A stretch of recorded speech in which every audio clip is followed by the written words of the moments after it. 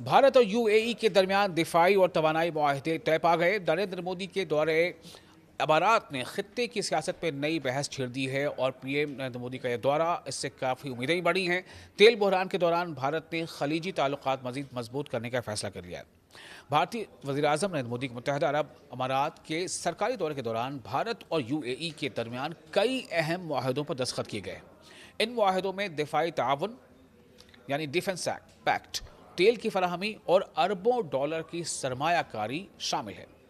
भारतीय वज़ारत ख़ारजा के मुताबिक ये मुआहदे दोनों मुल्कों के दरमियान पहले से मौजूद जामे स्ट्रैटेजिक शराकत दारी को मज़ीद मजबूत बनाएंगे।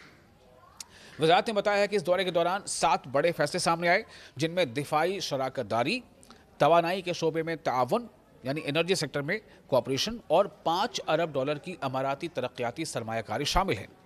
अहम मुआहदों में भारतीय स्ट्रेटेजिक पेट्रोलियम रिजर्व लिमिटेड और अबूधाबी नेशनल ऑयल कंपनी के दरमियान ताउन भी शामिल है।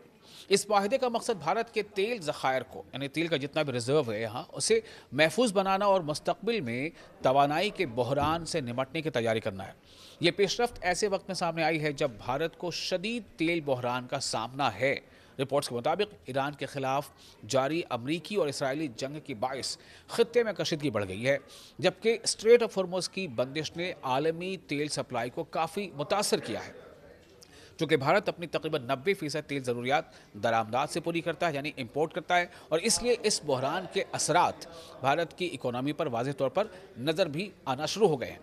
भारतीय मीडिया के मुताबिक तेल ज़खायर में तकरीबन 15% कमी आ चुकी है। यह खुद भारत में इस बात को महसूस किया जा रहा है, जिसके बाद हुकूमत ने आवाम से ईंधन बचाने की अपील भी की है। खुद वज़ीर-ए-आज़म नरेंद्र मोदी ने भी एक नहीं बल्कि कई बार लोगों से इसे एक फ़रीज़ा समझते हुए इस तरफ ध्यान उनका जो है मबसूल कराया है। गुज़िश्ता हफ़्ते वज़ीर-ए-आज़म नरेंद्र मोदी ने कौम से खिताब में लोगों को घर से काम करने यानी वर्क फ्राम होम और गैर ज़रूरी बैरूनी मुल्क का जो दौरा है यानी विदेशी दौरे से उसे कम करने या ना करने, अगर बहुत ज़रूरी ना हो तो ना करें दौरा, और सोना ख़रीदने से बचने का मशवरा दिया था ताकि माशी दबाव कम किया जा सके।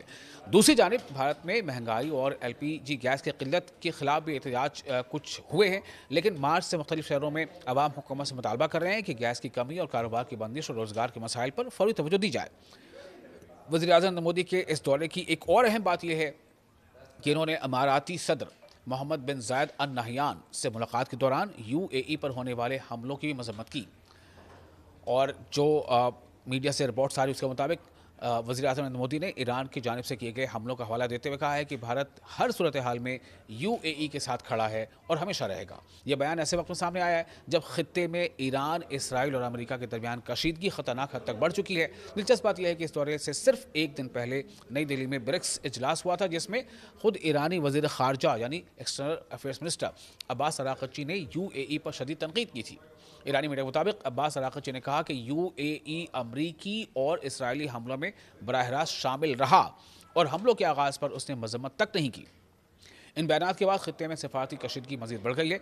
बाद रिपोर्ट्स में यह बात भी सामने आ रही है, ऐसे दावे किए जा रहे हैं कि ईरान के खिलाफ खुफिया कार्रवाइयों में यूएई, अमरीका और इसराइल के दरमियान फ़ौजी ताउन बढ़ा रहा है या बढ़ा है पहले भी, ऐसा खुद ईरान के वज़ीर ख़ारजा का भी मानना है।